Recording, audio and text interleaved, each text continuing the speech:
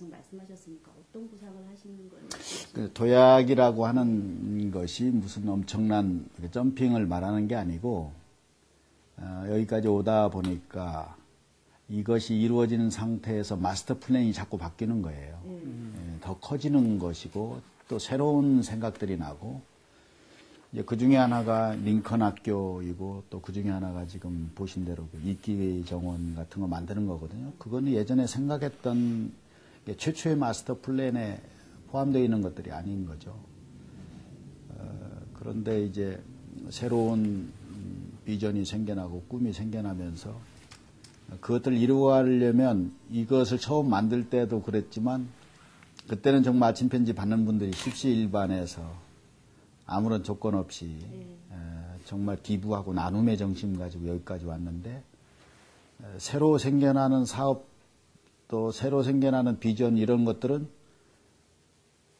이 해보니까 막대한 재원들이 필요한 거예요. 근데 이것은 무슨 프로그램을 해서 거기에서 이익을 남겨가지고 하고 하는 그런 구조로는 안 되고 지금 우리 프로그램도 사실은 지난 1년을 해보니까 이제 적자거든요. 운영 자체는. 그런데도 이게 이제 줄 서고 많은 사람들이 호응을 얻고 변화가 이루어지고 하니까 어떤 면에서는 이게 사명감을 갖고 하는데 그러면 이것이 1차적으로는 어떻게 원활하게 운영이 잘 될 것인가. 재정적인 그런 부담 없이. 그리고 또 하나는 새롭게 생겨나는 꿈, 이렇게 연대하는 것까지를 포함해서 꿈, 비전 이런 것들은 어떻게 재원을 마련해야 되는가 하는 부분에서 이제는 접근이 좀 달라질 수도 있겠다. 이게 이제 가시화돼 있으니까 이걸 보고 뭐 지자체가 됐든 어떤 개인이 됐든 어떤 기업이 됐든 그 뜻에 함께하고 그렇다고 하면 아마 이것이 기반이 돼서 전혀 예상하지 못했던 새로운 형태의 어떤 힐링센터로 거듭날 수 있지 않을까 이런 생각을 하고 있는 거죠. 그런 때인 거예요. 저희 이제 완결편은 여기가 한양방 힐링 또는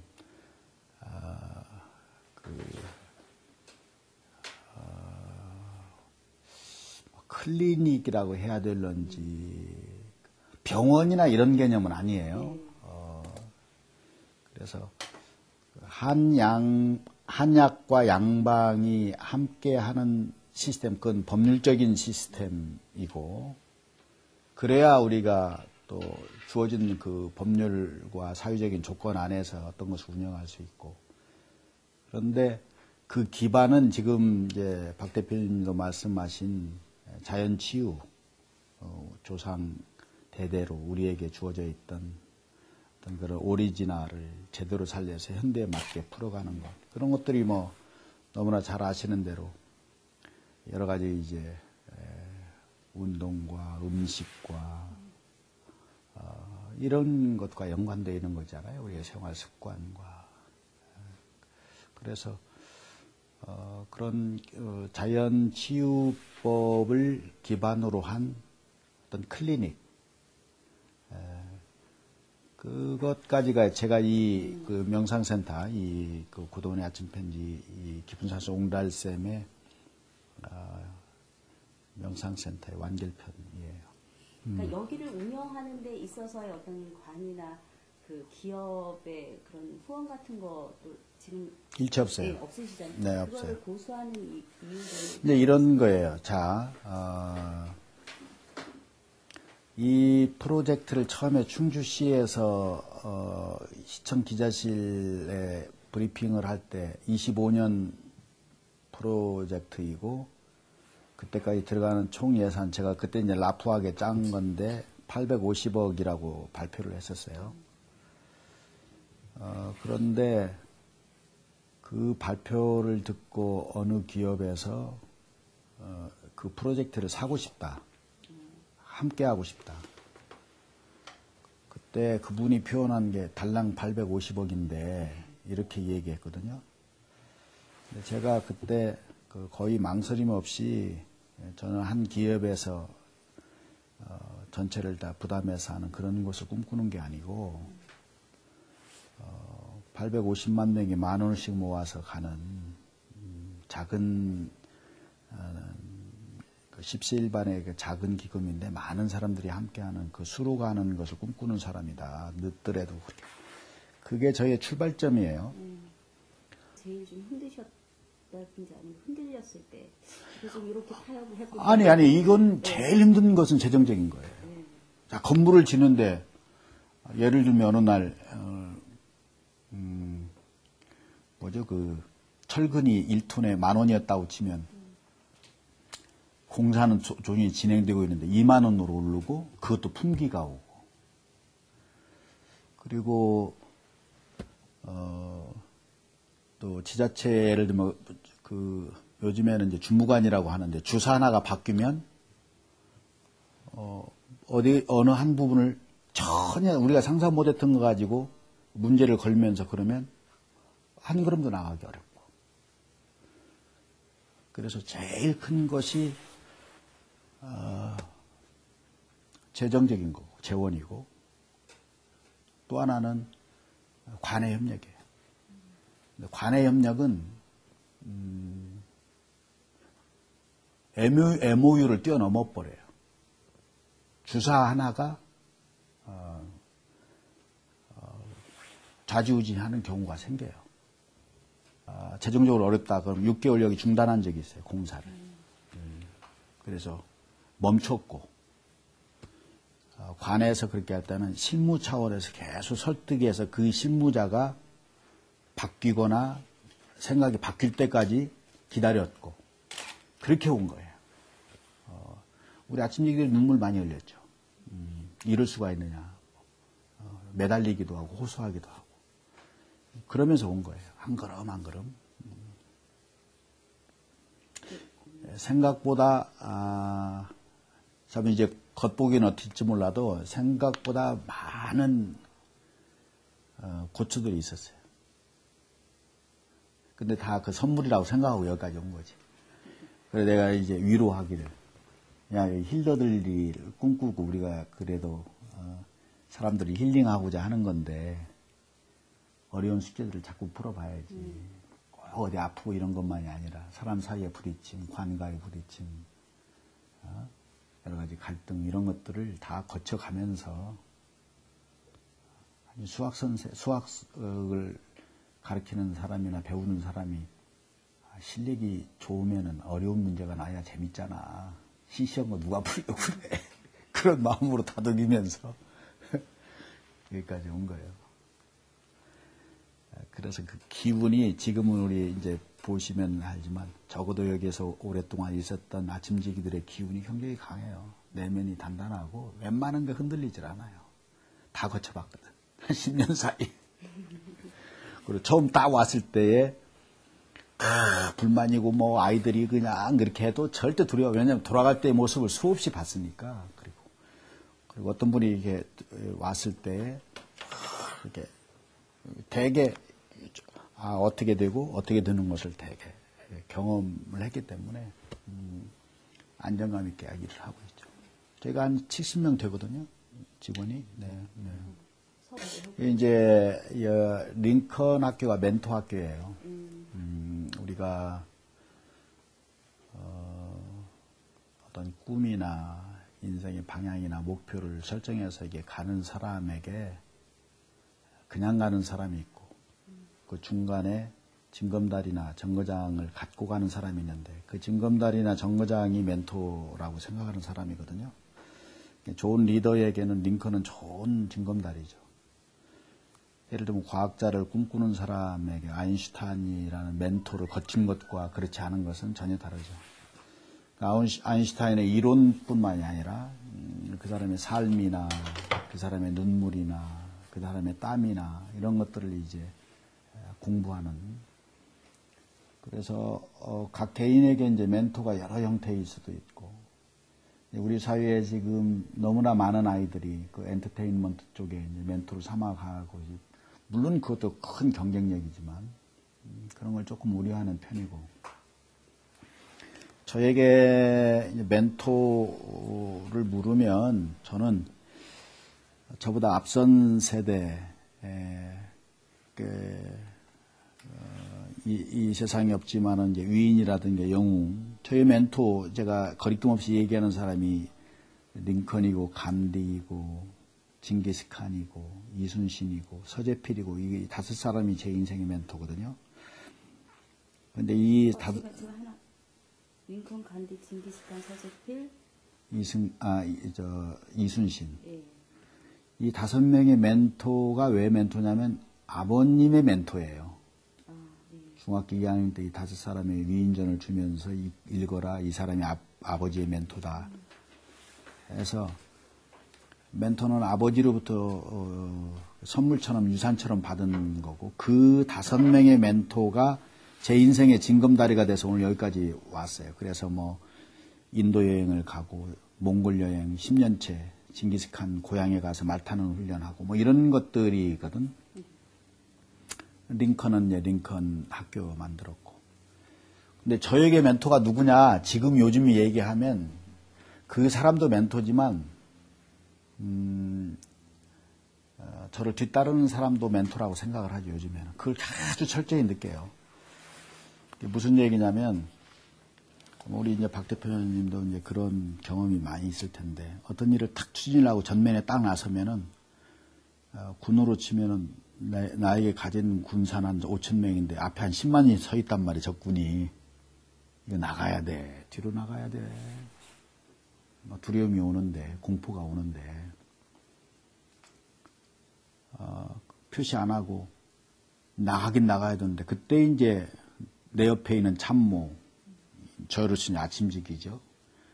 표정을 딱 보면 그 눈빛이 흔들렸다면 저도 흔들릴 텐데 그 눈빛이 정말 두려운 것이 이거 껌입니다. 이 사장님 걱정 없어요. 하는 눈빛이란 말이죠. 그러면 그 눈빛을 가진 나의 팔로워가 저에게 멘토라고 생각하는 거예요. 그래서 그렇게 되기까지 물론 저의 영향이 50이 됐든 100% 됐든 10%가 됐든 원포인트 레슨이 됐든 훈련을 시켰지만 그러나 결정적인 시기에 내가 정말 한 걸음 나갈 것인가 빠질 것인가 그 자리에 주저앉을 것인가 할 때에 바라봤을 때 나한테 기운을 넘겨주고 기운을 주고 그 기운으로 나갈 수 있게 하는 사람 그게 저는 멘토라고 요즘 생각하죠.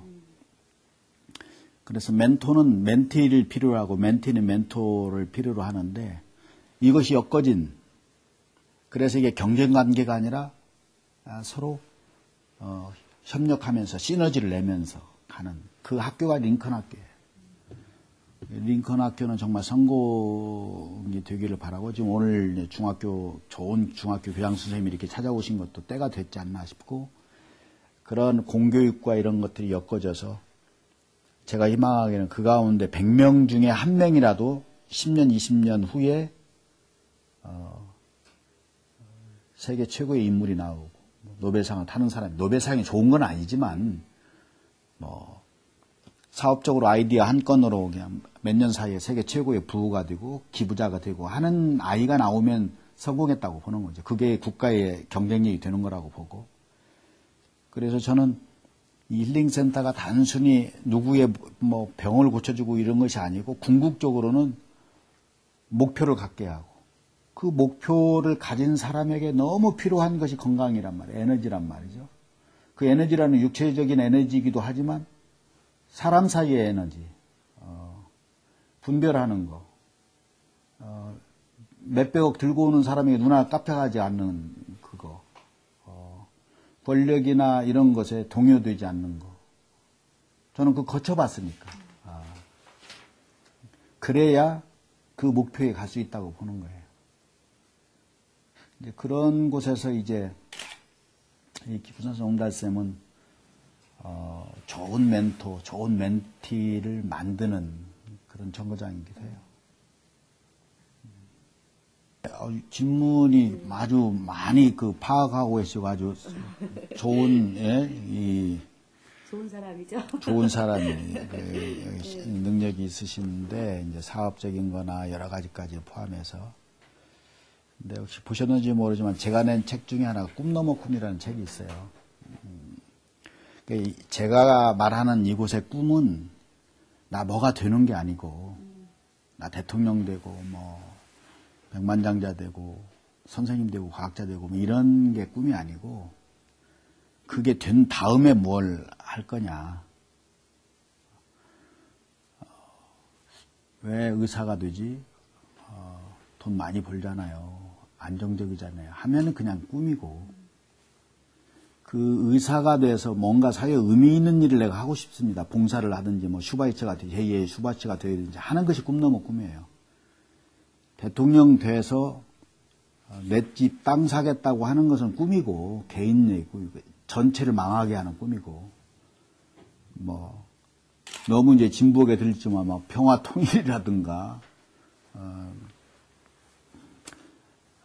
국가의 미래라든가, 이런 공동체적이라든가, 그 꿈이, 개인의 꿈이 개인의 차원을 넘어서서 이타적인 쪽으로 바뀌는 거. 본인에게도 그 꿈이 의미 있고 성공이고 행복인데,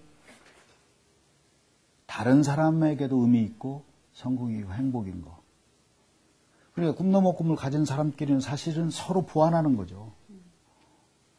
네 꿈이 나한테 의미가 있는데, 네가 먼저 CEO 되는 게 이 회사에게 좋겠는데, 당신이 먼저 대통령이 돼야 우리 사회 훨씬 더 융합이 잘 될 것 같은데, 그건 경쟁이 아니죠. 정말 엄청난 시너지. 그 링컨 학교 출신 가운데 10년, 20년, 30년 후에 그런 리더가 나오기를 바라고, 그 리더 가운데 진짜 육사 나오셨지만, 우리가 지금 고구려 이래에 지금 완전히 요절났잖아요. 함석헌 선생의 말에 따르면은. 한반도력이 쪼그라져가지고.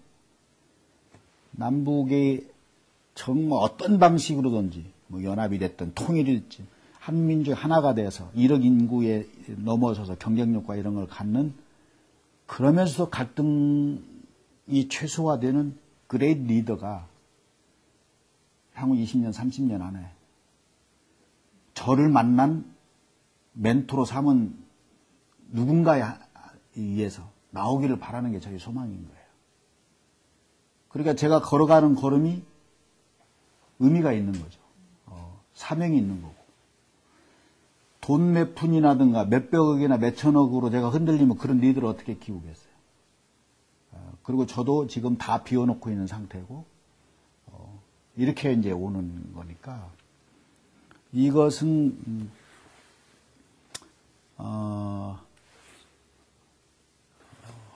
명상 힐링 센터이지만 그건 기본이고, 이곳이 정말 미래의 세계적인 글로벌 리더를 배출하는 그런 정거장, 디딤돌, 뭐 그런 텃밭 이런 것을 꿈꾸는 거죠. 그게 저의 꿈 넘어 꿈이에요. 왜 서재필이 저에게 멘토냐면, 서재필이 최초의 이제 의사가 됐는데, 미국에 가서 갑신정변 일으키다가 이제 도륙당하고, 개인으로 사는데 아무 지장이 없는데 돌아오잖아요. 돌아와서 청년들을 가르치잖아요. 배제학당에 가서. 근데 그때의 그 강연, 서재필의 강연에 학생 하나가 영어 선생을 꿈꿨던 아이가 대통령이 되겠다고 결심을 바꾸는 거거든요. 그게 이승만이거든요. 안창호가 서재필 강연 듣고 인생 바뀌어서 흥사단 만들고, 주시경이라는 학생이 그 독립신문 아르바이트 하다가, 야, 우리 한번 띄어쓰기 신문 만들어보자. 미국에는 영어는 다 띄어쓰기인데 우리말이 띄어쓰기가 없어. 거기서부터 시작해서 우리나라 최초의 최고의 한글학자가 탄생되는 거란 말이죠. 사람들이 서재필을 잊었지만 저는 서재필이 갖는 그 멘토의 힘, 그게 저의 멘토이기도 하죠. 그 길을 가고 싶은 거예요. 그 길을. 좋은 선생의 길. 제가 지금부터 책을 안 읽어도 한 5, 6년 쓸 만큼이 저장돼 있어요. 쫓겨서 책을 읽거나 그러진 않고 그렇게 갖고 있다가 사회적 공기를 이렇게 봐서 예를 들면 월드컵 이긴 나라고 진 나라고 사람들의 공기가 다르잖아요. 그러면 이제 거기에 맞는 글 선정해서 거기에 맞는 그날 바로 전날 이렇게 댓글 달아서 이제 아침 편지 저희 그 솔루션에 올려놓으면 12시에 자동으로 대량 메일이 이제 나가는 그런 시스템이에요. 아무래도 그 언제까지 쓰실 거냐라는 질문 많이 받으실 텐데.